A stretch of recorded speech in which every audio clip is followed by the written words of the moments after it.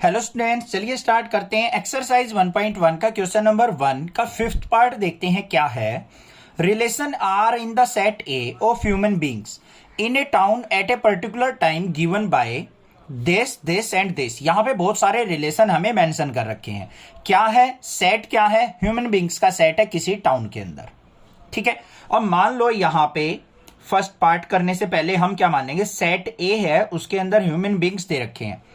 मान लो human beings क्या है, एक्स वाई जेड किसी टाउन के अंदर। 3 मान लिए हमने, 4-5 भी मान सकते हो, 6-7 जो भी आपका दिल करे वो मान सकते हो। हमने तो अपना यहाँ पे एक एग्जांपल लिया है जिससे हम यहाँ पे सिमेट्रिक, रिफ्लेक्सिव और ट्रांजिटिव हम यहाँ पे प्रूव कर सके।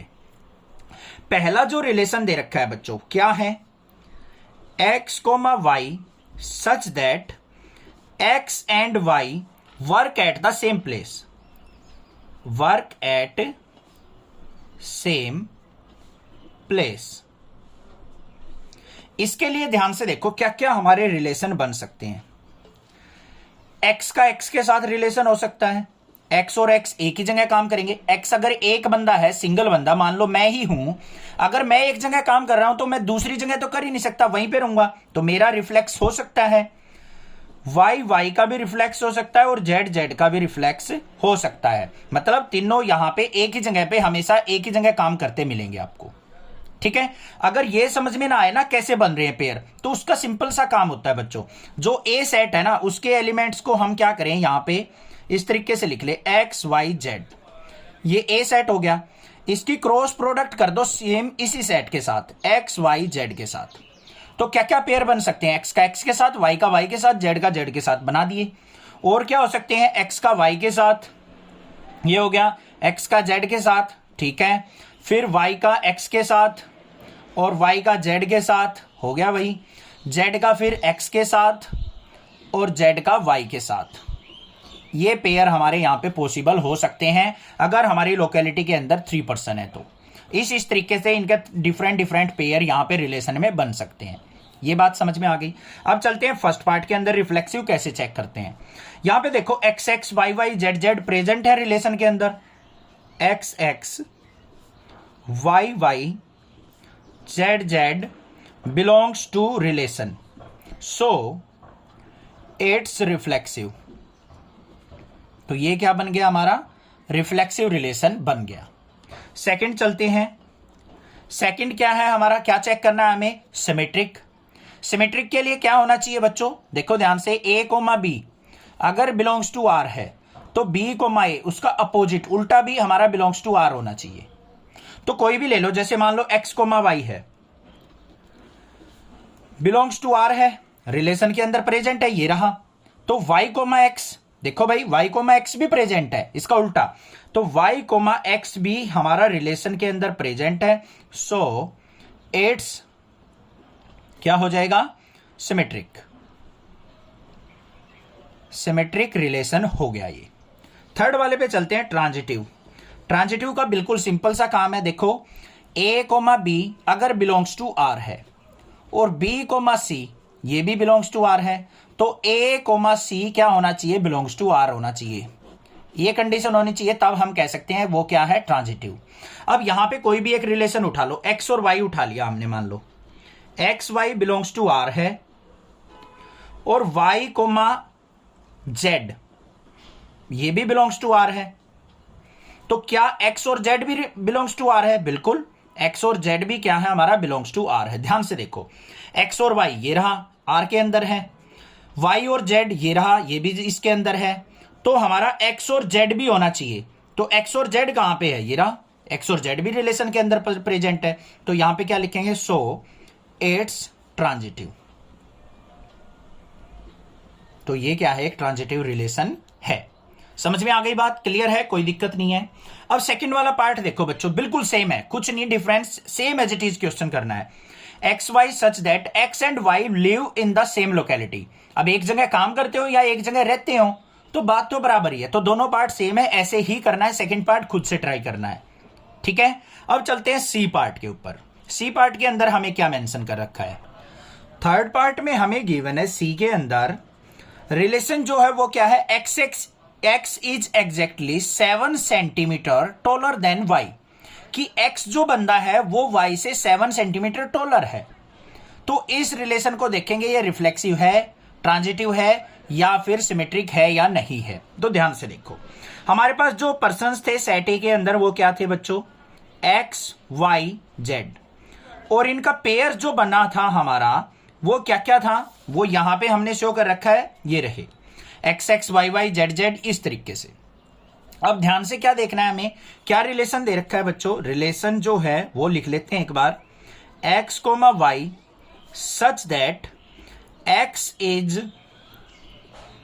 Exactly 7 centimetre taller than y। ये रिलेशन दे रखा है, ठीक है। अब ध्यान से एक बात सुनो बच्चों, फर्स्ट पार्ट के अंदर रिफ्लेक्सिव चेक करते गए टाइम क्या होता है हमारा कि अगर X X Y Y Z Z हमारे रिलेशन में प्रेजेंट है तो हम कह सकते हैं कि हमारा जो रिलेशन है वो क्या है, रिफ्लेक्सिव है।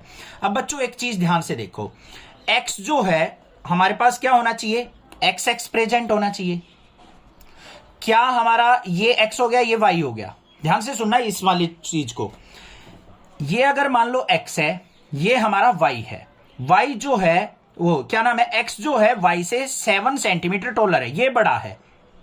तो हमारा एक्स एक्स तो कभी प्रेजेंट हो ही नहीं सकता, क्योंकि ये तो दोनों इक्वल हाइट के होंगे, इनमें तो कभी भी 7 सेंटीमीटर का डिफरेंस हो ही नहीं सकता। तो X X Y Y not belongs to relation, ये कभी भी रिलेशन के अंदर प्रेजेंट नहीं हो सकते। रीजन भी लिखेंगे यहां पे, x can not be 7 centimetre taller then x, taller than x itself.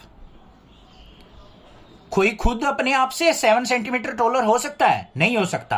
तो एक्स एक्स का रिलेशन यही तो देखेंगे हम कि हमारा जो ये वाला है इससे 7 सेंटीमीटर टॉलर होना चाहिए, ये तो इम्पॉसिबल है। तो हमारा ये क्या होगा, रिलेशन रिफ्लेक्सिव नहीं होगा। तो ये क्या लिखेंगे हम, नॉट रिफ्लेक्सिव। समझ में आ गई बात, क्लियर है। आगे चलते हैं सेकंड वाले पे। क्या होना चाहिए, x comma Y belongs to r है, मतलब x जो है y से 7 सेंटीमीटर टॉलर है। तो क्या y x से 7 सेंटीमीटर टॉलर हो सकता है, मतलब y x से 7 सेंटीमीटर टॉलर हो सकता है, नहीं, कभी नहीं हो सकता। ध्यान से देखो, अगर मान लो x ये है और y ये है, ये y है ये x है, अगर x जो है 7 सेंटीमीटर टॉलर है इससे y से, तो y तो कभी भी x से बड़ा हो ही नहीं सकता, तो y ग्रेटर देन x तो हो ही नहीं सकता, तो नॉट बिलोंग्स टू रिलेशन हो जाएगा। तो ये क्या हो जाएगा, नॉट सिमेट्रिक। माइंड के अंदर आ रही है ना बात, क्लियर है। अब देखो आगे थर्ड वाले पार्ट पे चलते हैं। थर्ड वाले पार्ट में हमें क्या लेना है, 3 पर्सन लेने हैं, x y और z। x और y अगर हमारा बिलोंग्स टू r है, मतलब x जो है y से 7 सेंटीमीटर बड़ा है, और y जो है z से 7 सेंटीमीटर बड़ा है, ये भी हो सकता है। तो हमारा x जो है z से 7 सेंटीमीटर बड़ा नहीं हो सकता। एग्जाम्पल से समझेंगे कैसे। 3 पर्सन है हमारे, यहां पे देखो x जो है y से बड़ा है, ये बड़ा हो गया x, ये y हो गया हमारा, और उसने क्या कहा, y जो है z से बड़ा है, ये हो गया हमारा z। इसमें कितने सेंटीमीटर का डिफरेंस है, 7 सेंटीमीटर का। इसमें और इसमें भी कितने सेंटीमीटर का डिफरेंस है, 7 का। तो क्या z और x में 7 सेंटीमीटर का डिफरेंस है। कहने की बात क्या है, x जो है बड़ा तो है z से, क्या वो 7 सेंटीमीटर ही बड़ा है, नहीं, वो 14 सेंटीमीटर बड़ा हो गया, क्योंकि y जो है z से 7 सेंटीमीटर बड़ा है और x y से 7 ज्यादा है। तो z के कंपैरिजन में x कितने सेंटीमीटर बड़ा हो गया, 14 सेंटीमीटर। बट होना क्या चाहिए, 7 ही। तो यहां पे क्या हो जाएगा, ये रिलेशन के अंदर प्रेजेंट नहीं होगा, तो इसको क्या लिखेंगे, नॉट ट्रांजिटिव। रीजन भी लिख देंगे, because as x is 14 centimetre taller